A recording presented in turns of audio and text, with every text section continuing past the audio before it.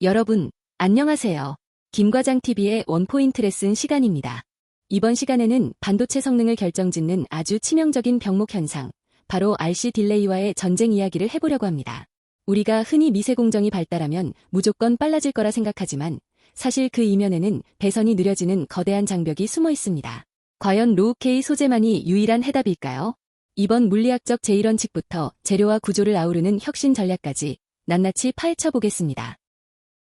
자, 이 그래프를 한번 보시죠. 정말 흥미로운 현상이 발견됩니다.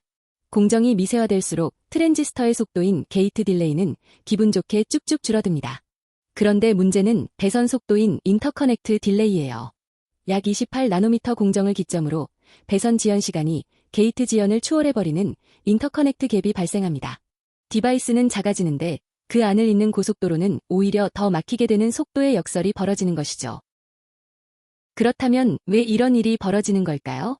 복잡한 수식 대신 물리학적 제1원칙으로 분석해 보겠습니다. 반도체의 지연 시간은 배선 저항과 절연체의 유전율, 그리고 배선 길이의 제곱에 비례합니다. 즉, 우리가 이 전쟁에서 이기려면 세 가지 변수를 잡아야 합니다.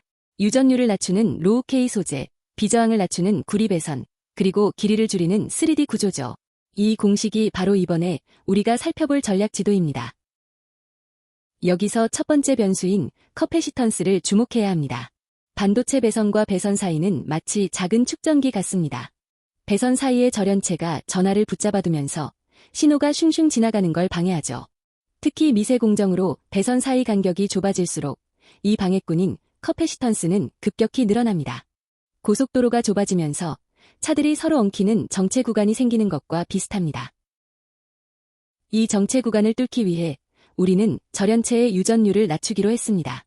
기존의 표준이었던 이산화규소는 K값이 약 4 정도였는데 여기에 불소를 섞거나 아예 구멍이 송송 뚫린 다공성 재료를 도입해서 이 값을 3 미만으로 떨어뜨리는 거죠.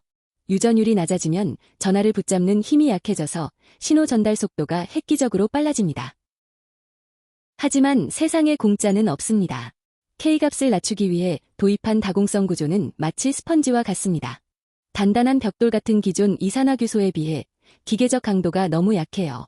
그래서 반도체를 평평하게 가는 CMP 공정 중에 깨지기 쉽고 열을 잘 배출하지 못하거나 수분을 흡수해 회로를 부식시키는 신뢰성 문제도 발생합니다.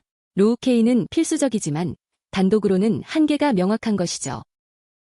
커패시턴스를 줄이는데 한계가 있다면 이제 저항을 줄여야 합니다. 여기서 배선 재료의 혁명이 일어납니다. 전통적인 알루미늄 대신 구리를 쓰기 시작한 거죠. 구리는 알루미늄보다 비저항이 약 40%나 낮습니다. 덕분에 훨씬 얇은 선으로도 많은 전류를 빠르게 보낼 수 있게 되었고 RC 딜레이를 획기적으로 낮추는 데 성공했습니다. 그런데 구리는 다루기가 까다롭습니다. 알루미늄처럼 직접 깎는 게 거의 불가능하거든요. 그래서 듀얼 다마신이라는 독특한 공정을 씁니다.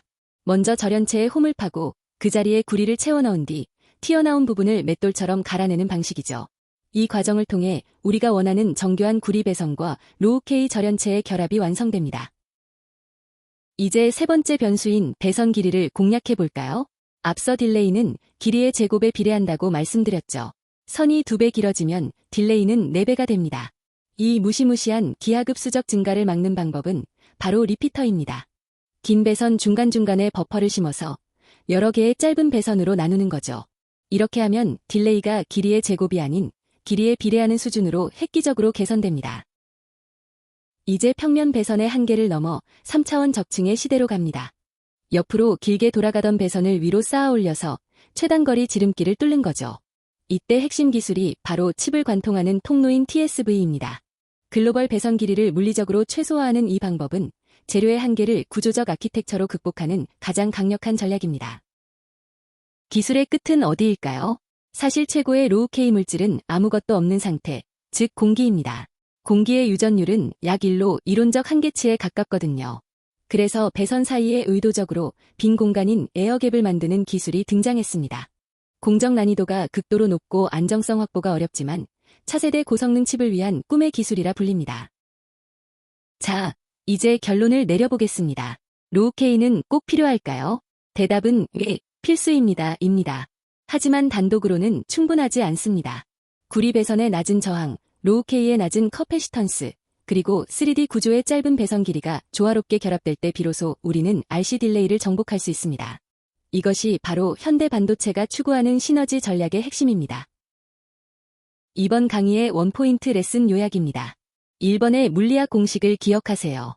지연 시간을 줄이려면 저항, 유전율, 길이를 모두 잡아야 합니다. 저항을 위해 구리를, 커패시턴스를 위해 로우 K 소재를 도입했습니다. 그리고 물리적 길이를 줄이기 위해 3D TSV와 리피터를 적극적으로 활용합니다. 반도체의 한계는 재료과학과 구조 설계의 융합으로 계속 극복되고 있습니다. 이번 강의가 유익하셨다면 구독과 좋아요 부탁드립니다.